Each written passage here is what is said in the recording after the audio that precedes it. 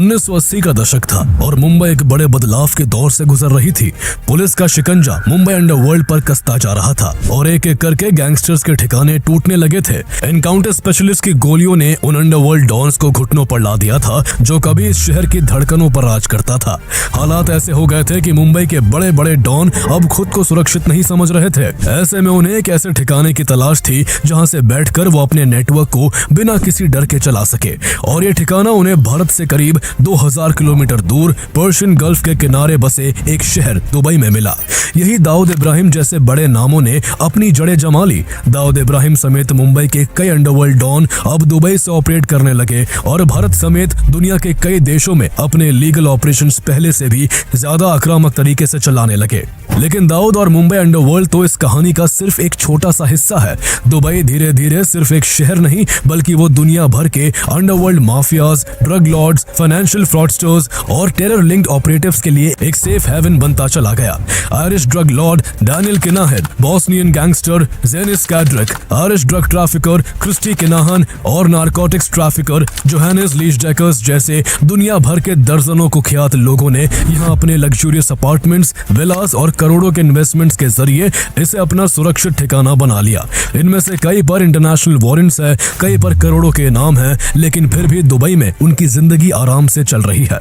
ऐसे में सवाल उठता है कि आखिर दुबई मुंबई के अंडरवर्ल्ड से लेकर दुनिया के सबसे खतरनाक क्रिमिनल्स तक को चुंबक की तरह अपनी ओर कैसे खींच लाता है। दुबई का ऐसा कौन सा सिस्टम है, क्या लूप होल्स और क्या प्रोटेक्शन है जो कुख्यात क्रिमिनल्स को यहाँ इतनी आसानी से पनाह मिल जाती है, और आखिर क्यों दुनिया की सबसे पावरफुल एजेंसीज भी एड़ी चोटी का जोर लगाने के बावजूद इन बड़े क्रिमिनल्स को दुबई से गिरफ्तार नहीं कर पाती।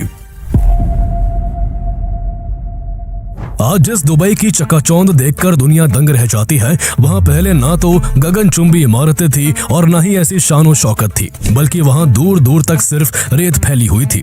आज से करीब 200 साल पहले दुबई मछुआरों का एक छोटा सा गांव हुआ करता था, जहाँ के लोग दुनिया भर में फेमस पर्ल पैदा करने के लिए जाने जाते थे। दुबई और इसके आसपास के इलाकों में अलग अलग शेख्स राज करते थे और इस पूरे इलाके को शेखडोम कहा जाता था। दुबई पर आबूधाबी सल्तनत का कब्जा था, लेकिन साल 1833 में मखदूम बिन बुट्टी अपने 800 सहयोगियों के साथ दुबई में आकर बस गए और खुद को वहां का राजा घोषित करते हुए इसे एक आजाद स्टेट डिक्लेयर कर दिया। यहीं से दुबई की कहानी शुरू हुई और आज तक मखदूम बिन बुट्टी के वंशज दुबई पर राज कर रहे हैं। यह वही दौर था जब ब्रिटेन समेत कई यूरोपियन ताकतें अपनी पहुंच साउथ एशिया तक बना चुकी थी। उस दौरान ब्रिटिशर्स भारत से लूटे सामानों को दुबई और आबूधाबी के रास्ते अपने देश तक पहुंचाते थे। ब्रिटिशर्स के लिए दिक्कत तब शुरू हुई जब इस रूट का इस्तेमाल रशिया और फ्रांस ने भी करना चाहा। ऐसे में ब्रिटिशर्स ने 1892 में दुबई के साथ अग्रीमेंट करके उसे अपना प्रोटेक्टोरेट बना लिया। उसने दुबई को ग्लोबल पहचान दी और यहाँ के चमकीले मोती दूसरे अरब देश भारत, चीन और यूरोप तक पहुंचने लगे। ऐसे में जल्द ही पर्ल दुबई की इकोनॉमी का एक प्रमुख पार्ट बन गया और कई दशकों तक दुबई इन कीमती पर्ल्स का बड़ा सप्लायर रहा। लेकिन 1920s आते आते जापान ने इन रेयर पर्ल्स को लैब में क्रिएट करना शुरू कर दिया, जिससे समुद्र की गहराइयों में मिलने वाले रेयर पर्ल्स मार्केट में पहले से 90% कम रेट पर अवेलेबल होने लगे। इससे दुबई के पर्ल्स की डिमांड गिर गई और कुछ ही सालों में दुबई के लोगों की भूखे रहने की नौबत आ गई।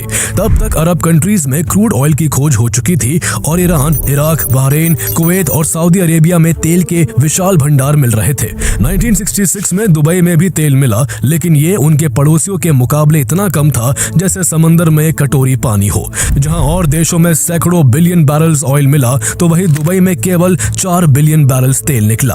दूसरे देश तेल से अमीर बन रहे थे, लेकिन वही दुबई के किंग शेख राशिद बिन सईद अल मखदूम चिंता में डूबे हुए थे कि अगर सिर्फ तेल पर भरोसा किया तो एक दिन सब खत्म हो जाएगा। वो कहते हैं ना, आवश्यकता ही आविष्कार की जननी होती है। ऐसे में शेख राशिद यूरोप के दौरे पर गए और वहां के इंफ्रास्ट्रक्चर से इतने प्रभावित हुए कि उन्होंने तय कर लिया कि इसी इंफ्रास्ट्रक्चर के जरिए वो दुबई को ऐसा बनाएंगे जो उसे दुनिया का गेटवे बना देगा। हालांकि रेत के ढेर पर एक चमकता शहर बसाना कोई आसान काम नहीं था, लेकिन इन सब में शेख राशिद की मदद दुबई की स्ट्रेटेजिक लोकेशन ने की। दरअसल दुबई पर्शियन गल्फ में लोकेटेड है और ये चारों तरफ से Iran, Iraq, Kuwait, Saudi Arabia और कतर जैसे तेल से लबालब भरे देशों से घिरा हुआ है। इतना ही नहीं, दुबई ऐसी जगह पर है जहां अगर रूट डेवलप किया जाता तो एशिया, अफ्रीका और यूरोप तक आसानी से पहुंचा जा सकता था। उस समय तक दुबई में सिर्फ छोटे बोट्स आ सकते थे, इसलिए शेख राशिद ने दुबई को एक ग्लोबल ट्रेडिंग, ट्रांसपोर्ट और फाइनेंस हब बनाने के लिए दुबई क्रीक को गहरा और चौड़ा करवाना शुरू किया ताकि दुनिया के बड़े कार्गो शिप्स दुबई में डॉक कर सके। इसके अलावा उन्होंने दुबई में रोड्स, पोर्ट्स, एयरपोर्ट्स और इलेक्ट्रिसिटी नेटवर्क्स तैयार करना शुरू किया। इसमें उन्होंने सारा पैसा लगा दिया और तेल से कमाए पैसे भी इसी में झोंक दिए। जब इससे भी काम नहीं चला तो उन्होंने अपने पड़ोसी देश कुवैत से 6 लाख पाउंड स्टर्लिंग का कर्ज ले लिया। एडवाइजर्स ने उन्हें ऐसा करने से मना किया। किसी ने उनके डिसीजन को रिस्की कहा तो किसी ने उन्हें पागल कहा, लेकिन शेख राशिद अपनी धुन में लगे रहे। वो हमेशा कहते थे कि अगर वो केवल ऑयल पर डिपेंडेंट रहे तो जल्द ही सब कुछ एक बार फिर से बर्बाद हो जाएगा। उनका कहना था, मेरे दादा और पिता ऊंट पर चलते थे, मैं मर्सिडीज चलाता हूँ, मेरा बेटा लैंड रोवर चलाएगा, उसका बेटा भी लैंड रोवर चलाएगा, लेकिन अगर हम ऑयल पर ही डिपेंडेंट रहे तो एक दिन ऐसा आएगा जब उसके बेटे के बेटे की नौबत फिर से ऊंट पर चलने की आ जाएगी। इसलिए जब उनके पड़ोसी देश ऑयल से मिले पैसों को अपनी आलीशान जिंदगी पर उड़ा रहे थे, तब शेख राशिद उन पैसों को दुबई को ग्लोबल कमर्शियल हब बनाने पर लगा रहे थे और उनका यही हौसला जल्द ही दुबई को रेगिस्तान से एक चमचमाता शहर बनाने वाला था जिसकी तरफ दुनिया अट्रैक्ट होने वाली थी। इसी दौरान साल 1968 में ब्रिटेन ने दुबई सहित उसके सभी पड़ोसी एमिरेट्स को आजाद कर दिया, जिसके 3 साल बाद सभी 7 एमिरेट्स ने एक साथ मर्ज होकर दिसंबर 1971 में यूनाइटेड अरब एमिरेट्स यानी यूएई नाम की एक कंट्री बना ली। तय हुआ कि अबू धाबी का शेख हमेशा यूएई का प्रेसिडेंट होगा, जबकि दुबई का शेख यूएई का प्राइम मिनिस्टर बनेगा। हालांकि एक देश बनने के बावजूद यूएई केवल फॉरेन अफेयर को देखने वाला था, जबकि बाकी की चीजों पर सभी फैसले पर्टिकुलर एमिरेट के शेख ही लेते थे।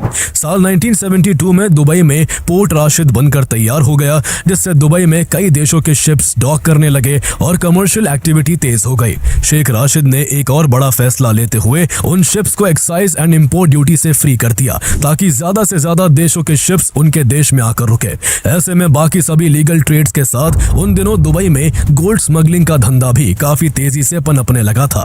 भारत को आजाद हुए अभी कुछ ही साल हुए थे और आजादी के बाद इंडिया ने फॉरेन एक्सचेंज बचाने के लिए गोल्ड इंपोर्ट्स पर हैवी रिस्ट्रिक्शंस लगा दिए थे, लेकिन जिनके पास पहले से पैसा था उन्हें तो गोल्ड किसी भी कीमत पर चाहिए था। इसलिए स्मगलर्स इलीगली दुबई के रास्ते गोल्ड को भारत तक पहुंचाने लगे। यही वो वक्त था जब मुंबई अंडरवर्ल्ड का दुबई से राबता हुआ और हाजी मस्तान जैसे लोग गोल्ड और सिल्वर की स्मगलिंग कर बेशुमार दौलत कमाने लगे।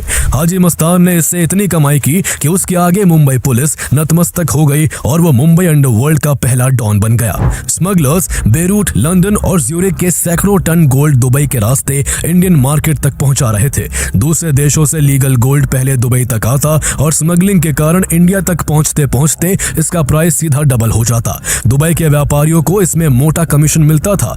इस तरह की स्मगलिंग से दुबई का इतना ज्यादा फायदा हो रहा था कि एक बार खुद शेख राशिद ने लंदन में कहा था कि दुबई अपने सर्वाइवल के लिए स्मगलिंग रूट्स पर भी डिपेंडेंट है। शुरुआती सफलता को देखते हुए शेख राशिद ने 1979 में जेबल अली नाम का एक और पोर्ट बनवाया और इसी साल उन्होंने दुबई में 39 मंजिला दुबई वर्ल्ड ट्रेड सेंटर बनाया। शेख राशिद दुबई को दुनिया भर की कंपनियों, स्टार्टअप और इंपोर्ट एक्सपोर्ट का हब बनाना चाहते थे और इसलिए उन्होंने बाकी के एमिरेट्स की सोच से परे एक और बड़ा फैसला लिया। उन दिनों यूएई के सभी एमिरेट्स में फॉरेन ओनरशिप रेस्ट्रिक्टेड थी और वहां कोई भी बिजनेस शुरू करने के लिए लोकल पार्टनर की जरूरत पड़ती थी।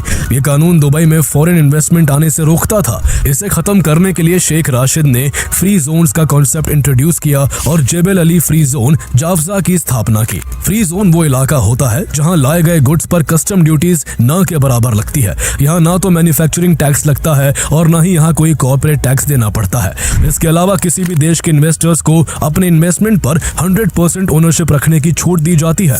कैपिटल और प्रॉफिट्स को आसानी से बाहर ले जाया जा सकता है और तो और कोई पर्सनल टैक्सेस भी नहीं देना पड़ता है। इसके अलावा फॉरेन लेबर को हायर करने पर कोई रेस्ट्रिक्शन नहीं होती है और लाइसेंसिंग और रेगुलेटरी अप्रूवल्स के लिए सरकारी दफ्तरों का चक्कर नहीं काटना पड़ता, बल्कि वो आसानी से उसी जोन के अंदर ही मिल जाते हैं। यानी शेख राशिद ने एक ऐसा रूल इंट्रोड्यूस किया जो बेहद यूनिक था। इससे दुनिया भर के इन्वेस्टर्स को शेख राशिद का मैसेज साफ था कि आओ, कमाओ और जब जाने का मन करे तो बिना टैक्स पे किए अपने देश वापस चले जाओ। इन्वेस्टमेंट को आसान बनाने के लिए शेख राशिद ने दुबई की एविएशन सेक्टर में भी बड़ा बदलाव किया। उन्होंने दुबई में एमिरेट्स एयरलाइन की शुरुआत की और एयरपोर्ट्स पर कई रनवेज बनवाए। इससे जल्दी ही Dubai Air India, Singapore Airlines और यूरोप जाने वाली अधिकतर फ्लाइट्स के लिए रिफ्यूलिंग पॉइंट बन गया। जल्दी ही ये बिजनेस फ्रेंडली एनवायरनमेंट दुनिया भर के कॉर्पोरेशंस, लॉजिस्टिक लॉजिस्टिक्स फर्म्स और फाइनेंशियल सर्विसेज कंपनीज को अट्रैक्ट करने लगा और वो अपनी कंपनी को दुबई में शिफ्ट करने लगे। कुछ ही समय में दुबई स्टार्टअप कंपनीज के लिए भी एक हॉटस्पॉट बन गया। इससे दुनिया भर के business owners, professionals, high net worth individuals के साथ साथ अंडरवर्ल्ड माफियाओं और क्रिमिनल्स का ध्यान भी दुबई की तरफ गया, क्योंकि वो इन फ्री जोन्स में बिना किसी रोक टोक के दुबई में gold smuggling, arms trafficking, round tripping, trade miss invoicing और ट्रेड बेस्ड मनी लॉन्ड्रिंग जैसी एक्टिविटीज को अंजाम दे सकते थे। माफियाओं में दुबई पर सबसे पहले ध्यान मुंबई अंडरवर्ल्ड के सबसे कुख्यात माफिया और डी कंपनी के मुखिया दाऊद इब्राहिम का गया। उन दिनों मुंबई पुलिस ने मुंबई गैंगस्टर्स का एनकाउंटर करना शुरू कर दिया था और दाऊद इब्राहिम को भी डर था कि अगर उसने कुछ दिन और मुंबई में बिताए तो वो भी पुलिस के हाथों मारा जाएगा। इसलिए वो साल 1986 में मुंबई को छोड़कर दुबई शिफ्ट हो गया और वहीं से अपने क्रिमिनल एम्पायर को चलाने लगा। दुबई से वो drugs, arms trafficking, gold smuggling और क्रिकेट मैचों की सट्टेबाजी को अंजाम देने लगा। इस दौरान उसने कराची अंडरवर्ल्ड की मुहाजिर माफिया और टर्किश सिप्रस अंडरवर्ल्ड से भी हाथ मिला लिया, जिसने उसे डी कंपनी के ग्लोबल एक्सपेंशन में मदद की। उसने जल्द ही छोटा राजन, छोटा शकील, शरद शेट्टी और अपने दूसरे गैंगस्टर साथियों को भी दुबई बुला लिया और इनकी मदद से वहीं से मुंबई को ऑपरेट करने लगा। 1980 आते इंडिया पहुंचने वाले टोटल गोल्ड और सिल्वर के 30% हिस्से दाऊद के जरिए इंडिया पहुंच रहे थे, जो दुबई से ही स्मगल होते थे। उन दिनों Russian arms dealer Victor Bout ने भी दुबई को अपने आर्म ट्रैफिकिंग का जरिया बनाया। वो अपने आर्म्स को स्मगल करके दुबई के रास्ते ईस्टर्न यूरोप, अफ्रीका और मिडिल ईस्ट तक पहुंचाता था। इस तरह दुनिया भर के रईस लोग, बड़े इन्वेस्टर्स और खूंखार माफिया धीरे धीरे दुबई आने लगे थे।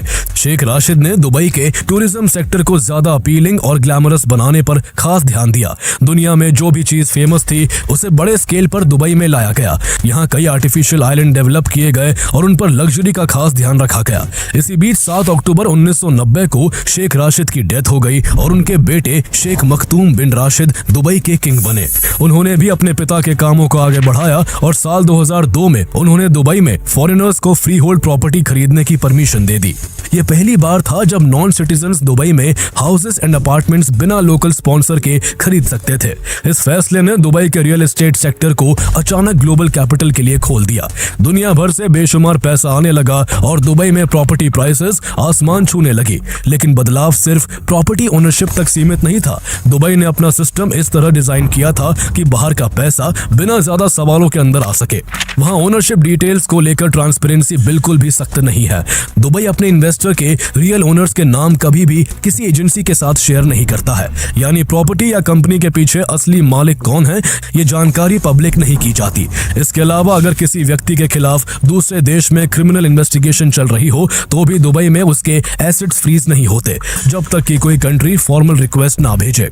यही कारण था कि अमीर बिजनेसमैन के साथ साथ दुनिया भर के अंडरवर्ल्ड डॉन, ड्रग लॉर्ड और बैंकिंग फ्रॉडस्टर भी तेजी से दुबई की ओर रुख करने लगे। दुनिया भर के बड़े बड़े क्रिमिनल्स ने देखते ही देखते दुबई को अपना ठिकाना बना लिया। रियल एस्टेट एक ऐसी चीज थी जिसमें ये क्रिमिनल्स अपने ब्लैक मनी से दुबई में प्रॉपर्टी खरीद सकते थे और जब चाहे इसे बेच सकते थे, क्योंकि दुबई को इससे कोई मतलब ही नहीं था कि उन्होंने ये पैसे कैसे कमाए। यानी दूसरे देशों में काले कारोबार के जरिए कमाए करोड़ों डॉलर दुबई के रियल एस्टेट के जरिए इन्वेस्ट करके आसानी से व्हाइट मनी बनाए जा सकते थे। इस तरह वर्ल्ड क्लास एयरपोर्ट्स, सी पोर्ट्स और डिजिटल इंफ्रास्ट्रक्चर ने दुबई को न केवल एशिया, यूरोप और अफ्रीका को जोड़ने वाला गेटवे बना दिया था, बल्कि इसका फायदा उठाकर अंडरवर्ल्ड डॉन, फ्रॉडस्टर्स और वर्ल्ड क्रिमिनल्स दुबई को अपना सेफ हेवन बना रहे थे। हल्के नियम कानून, नाम मात्र की इंपोर्ट और एक्सपोर्ट ड्यूटी और फ्री कॉर्पोरेट और पर्सनल इनकम टैक्स ने मिलकर कुछ ऐसा कॉकटेल तैयार किया था जो माफियाओं को भी इन्वेस्टर बनने का मौका दे रहा था। दुनिया भर के अपराधियों, गैंगस्टरों और भगोड़ों का दुबई में बसने का एक कारण यहाँ की कैश इकोनॉमी भी है। आज अधिकतर देश कैशलेस इकोनॉमी की बात करते हैं क्योंकि वहाँ की गवर्नमेंट को जनता से टैक्स चाहिए, लेकिन दुबई में ना तो पर्सनल टैक्स है और ना ही वहाँ कोई डेमोक्रेसी है। दुबई को सिर्फ पैसा और इन्वेस्टमेंट चाहिए। उन्हें इस बात से कोई मतलब नहीं है कि उनके यहाँ आया हुआ पैसा कैसे और कहाँ कमाया गया है। ऐसे में गैंगस्टर्स दुबई में बिना किसी सवाल जवाब के प्रॉपर्टी को कैश में खरीद लेते हैं।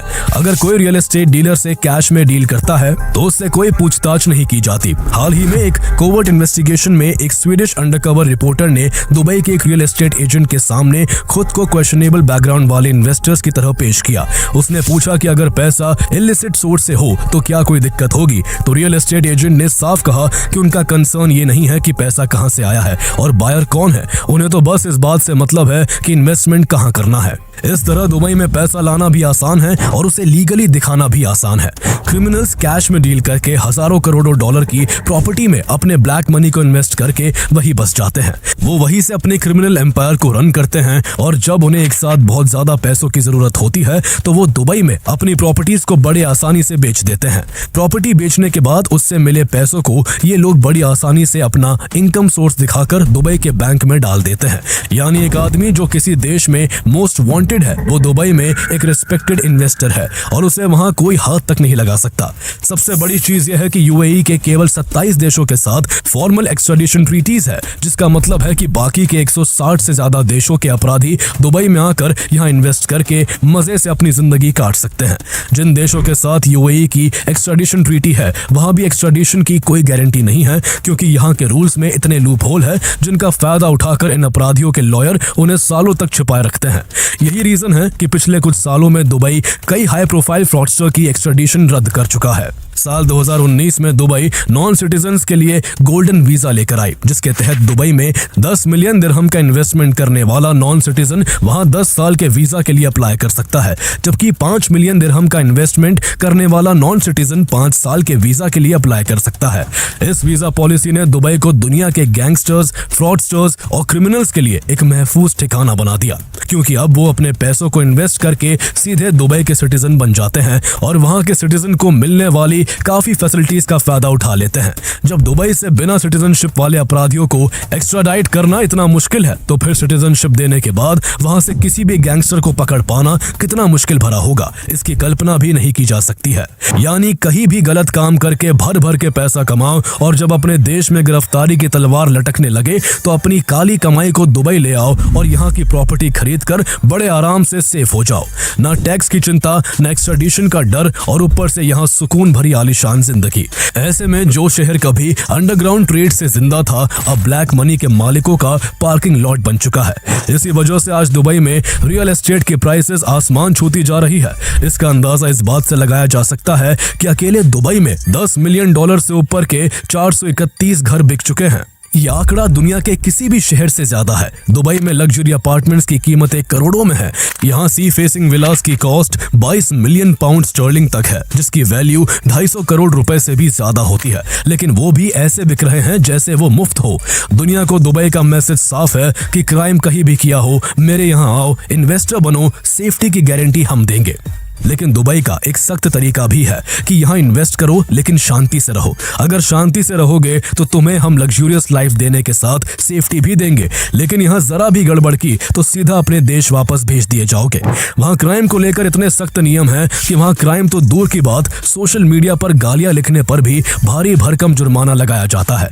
ऐसे में दुबई में दूसरे देशों के बड़े से बड़े क्रिमिनल भी भीगी बिल्ली बनकर रहते हैं। Organised crime and corruption reporting project OCCRP और centre for advance defence studies C4ADS ने मिलकर मई 2024 में दुबई अनलॉक्ड नाम की एक रिपोर्ट पब्लिश की, जिसमें दुनिया भर के अंडरवर्ल्ड गैंगस्टर के नाम सामने आए। इसमें यह भी सामने आया कि किस गैंगस्टर ने दुबई में कहां और कैसे इन्वेस्टमेंट कर रखे हैं। 1993 मुंबई ब्लास्ट का आरोपी Dawood Ibrahim, Irish drug dealer Daniel Kinahan, Bosnian gangster Janis Kadric, Irish drug trafficker Christy Kinahan और नारकोटिक्स ट्रैफिकर जोहानिस लेजडेकर्स ने दुबई के Burj Khalifa, Palm Tower, Jumeirah Bay X3 Tower और अवंती टावर जैसी पॉश जगहों में करोड़ों डॉलर के महंगे लग्जूरियस अपार्टमेंट और फ्लैट खरीद रखे हैं। इनमें किसी के सिर पर अमेरिका ने तो किसी पर यूरोपियन यूनियन ने करोड़ों डॉलर के इनाम घोषित कर रखे हैं। डैनियल किनाहन ने ड्रग और क्रिमिनल एक्टिविटीज के जरिए करीब $1 बिलियन की संपत्ति बनाई और US डिपार्टमेंट ऑफ स्टेट ने उसके सिर पर $5 मिलियन का इनाम घोषित कर रखा है।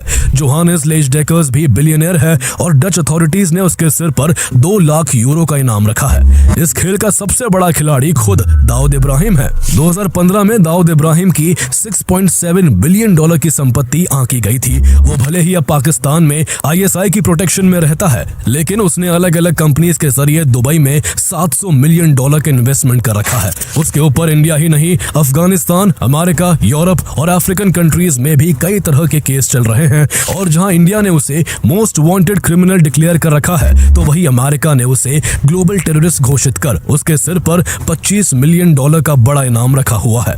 लेकिन फिर भी दाऊद की इन्वेस्टमेंट्स पर कोई आंच नहीं आई है।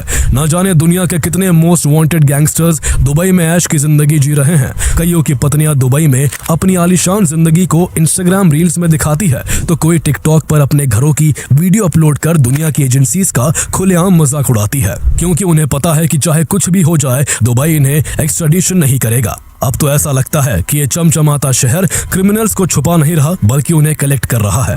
दुबई केवल अंडरवर्ल्ड माफियाओं का ही नहीं, बल्कि कई देशों के सैंक्शन्ड और फ्रॉडस्टर का भी एक महफूज ठिकाना है। पंजाब नेशनल बैंक से 13,000 करोड़ का लोन लेकर भारत से भागकर ब्रिटेन में रह रहे नीरव मोदी ने दुबई में 11 प्रॉपर्टीज खरीद रखी है। FBI मोस्ट वांटेड और क्रिप्टो क्वीन के नाम से मशहूर रूजा इग्नाटोवा के भी दुबई में छिपे होने की खबरें हैं। रूजा इग्नाटोवा पर OneCoin क्रिप्टो स्कैम से $4 बिलियन का फ्रॉड करने का आरोप है, जिसमें 3 मिलियन लोगों ने अपना पैसा लगा रखा था। महादेव बेटिंग ऐप से करीब 6,000 करोड़ रुपए का फ्रॉड करने वाले सौरभ चंद्राकर और रवि उप्पल भी आज दुबई में मजे की जिंदगी जी रहे हैं। सौरभ चंद्राकर ने अपनी शादी में दर्जनों बॉलीवुड एक्टर और सिंगर्स को परफॉर्म करने के लिए दुबई बुलाया था और केवल उन पर 200 करोड़ रुपए खर्च किए थे। साल 2018 में गुप्ता ब्रदर्स ने साउथ अफ्रीका में $1 बिलियन का फ्रॉड किया और दुबई में जाकर बस गए। इंटरपोल द्वारा रेड नोटिस जारी करने के बाद दुबई ने उन्हें अरेस्ट भी किया, लेकिन जब साल 2023 में उनकी एक्स्ट्राडिशन की बारी आई, तो दुबई ने कानून का हवाला देकर गुप्ता ब्रदर्स को रिलीज कर दिया। दुबई द्वारा दी गई ढील और इन्वेस्टमेंट के लिए एक परफेक्ट लोकेशन होने की वजह से आज दुबई की पॉपुलेशन के 90% लोग दूसरे देशों के हैं। केवल 10% लोग ही ऐसे हैं जो यहाँ के मूल निवासी है, और दुबई की सरकार ने उन्हें इतनी फैसिलिटीज प्रोवाइड करवा रखी हैं कि वो इसके लिए कभी भी सरकार के खिलाफ नहीं जाते हैं और न ही डेमोक्रेसी वगैरह की मांग करते हैं। दुबई के पड़ोसी देशों में कई बार आंदोलन हो चुके हैं और समय समय पर पब्लिक प्रोटेस्ट के जरिए सत्ता बदली गई है, लेकिन दुबई में ऐसा कभी नहीं हुआ। ऐसे में दुबई के लिए एक कहावत बड़ी फेमस है कि दुबई के मूल निवासियों को सरकार ने इतनी सुविधा दे रखी है कि वो पैदा होते ही मिलियनेयर बन जाते हैं। आज दुनिया दुबई को सक्सेस और प्रोग्रेस की शाइनिंग एग्जाम्पल के रूप में देखती है, लेकिन वही इसे माफिया और फ्रॉडस्टर्स अपनी इलिसिट एक्टिविटीज का सेफ हेवन बना चुके हैं। ये लोग यहाँ सिर्फ छिप नहीं रहे, बल्कि यहाँ अपनी काली दुनिया के एम्पायर्स बना रहे हैं, डील्स कर रहे हैं और सिस्टम के अंदर रहते हुए अंडर द रेडार काम कर रहे हैं। इसका अंदाजा इस बात से लगाया जा सकता है कि 2017 में दुबई के फ्री जोन्स ने लगभग $118 बिलियन का कंबाइंड ट्रेड वैल्यू जनरेट किया था, जो दुबई की GDP का करीब 24% हिस्सा है। दुबई में मनी लॉन्ड्रिंग की बढ़ती एक्टिविटीज के चलते 2022 में financial action task force FATF ने UAE को ग्रे लिस्ट में डाल दिया था। इसके बाद UAE ने एंटी मनी लॉन्ड्रिंग लॉज सख्त किए, मॉनिटरिंग बढ़ाई और फाइनेंशियल रिपोर्टिंग रूल्स को टाइटन किया, जिसके बाद 2024 में उसे ग्रे लिस्ट से हटा दिया गया। हालांकि कागजों पर नियम कड़े हुए हैं, लेकिन ग्राउंड रियलिटी में लूप होल्स अब भी मौजूद है और कई इंटरनेशनल क्रिमिनल्स के लिए दुबई आज भी एक कंफर्टेबल सेफ हेवन बना हुआ है।